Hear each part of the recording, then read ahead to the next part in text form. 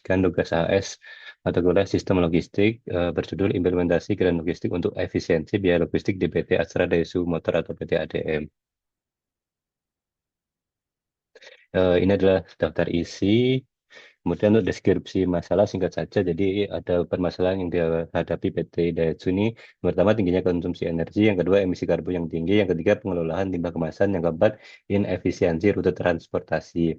Ini singkat saja untuk kronologi masalah 2018 sampai 2020 PT ADM mulai menghadapi lonjakan biaya logistik. 2021 perusahaan PT ADM mulai mempertimbangkan penerapan Grand Logistik. 2022 implementasi awal program efisiensi energi namun belum memberikan hasil yang signifikan. 2023 PT ADM berupaya meningkatkan strategi Grand Logistik yang dengan mengadopsi teknologi untuk transformasi yang lebih ramah lingkungan dan mengoptimalkan sistem distribusi.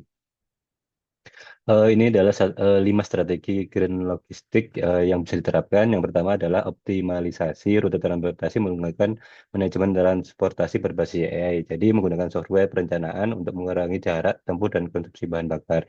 Yang kedua, strateginya adalah penggunaan kendaraan ramah lingkungan, terutama untuk transportasi darat. Jadi, menggunakan kendaraan listrik atau hibrid dalam distribusi rantai pasok logistik untuk mengurangi emisi karbon. Yang ketiga, peningkatan efisiensi energi, implementasi bahan bakar alternatif seperti penggunaan panel surya dalam fasilitas produksi, dalam pabrik, dan pelatihan eco-driving untuk karyawan. Yang keempat, daur ulang dan manajemen limbah. Jadi menerapkan sistem daur ulang untuk mengurangi limbah kemasan yang diproduksi PT ADM. Yang kelima, kolaborasi dengan pihak ketiga. Ja- ja- Jadi kemitraan dengan media logistik yang ramah lingkungan dan mendorong pemasok yang bermitra dengan PT Daihatsu untuk mengadopsi praktik ramah lingkungan juga. Selanjutnya saya akan simpulkan simulasi asumsi pengurangan bahan bakar dan emisi karbon pada PT ADM. Jadi untuk simulasi pengurangan konsumsi bahan bakar, jarak tempuh rata-rata per tahun saat ini 1 juta kilometer, konsumsinya BBM 15 liter per 100 kilometer. Jadi total konsumsi bahan bakar 15 kali 10.000, jadi 150 liter per tahun.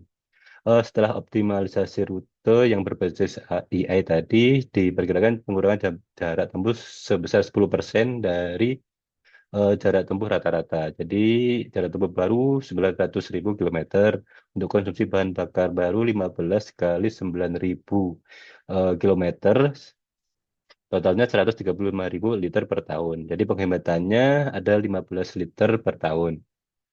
Next, untuk potensi pengurangan emisi karbon, asumsi datanya total emisi karbon existing 50.000 ton CO2 per tahun. Jadi perusahaan akan mengalihkan 30% armada beralih menggunakan ke kendaraan listrik. Ya, potensi pengurangan emisi karbon sebesar 30% dari total 50.000 ton CO2 per tahun sebesar 15.000 CO2. 15.000 CO2 per tahun. Potensi pengurangan emisi karbon sebesar 15.000 ton CO2 per tahun. Selanjutnya, untuk evaluasi dampak dari sistem daur ulang kemasan ini sudah dilakukan pada tahun 2022, namun belum menghasilkan dampak yang signifikan. Eksekusi limbah kemasan PT ADM 20 ton per bulan. Jika 2025 ini saya perkirakan 25% limbah bisa didaur ulang, pengurangan limbah sebesar 5 ton per bulan. Limbah kemasan 20, pengurangannya 5 sama dengan 15 ton per bulan. Nah, ini akan berpengaruh terhadap efisiensi logistik. Yang pertama, pengurangan limbah kemasan akan meningkatkan efisiensi penyimpanan dan transportasi untuk PT ADM. Yang kedua, mengurangi biaya pembuangan limbah. Tentunya limbah akan bisa didaur ulang sehingga lebih efisien. Selanjutnya, untuk biaya operasional, biaya awal untuk sistem daur ulang itu mungkin tinggi karena ada pemasangan, ada biaya pelatihan. Namun pada jangka panjang dapat mengurangi biaya pembelian kemasan baru. Jadi lebih efisien dan lebih ramah lingkungan. Yang kedua, potensi penghematan dari data yang di atas, total 10 sampai 15% dari biaya operasional per tahun. Ini saya estimasi aja ya, karena dari biaya operasional kan ada variabel lain seperti biaya BBM yang nggak masuk di biaya limbah kemasan ini.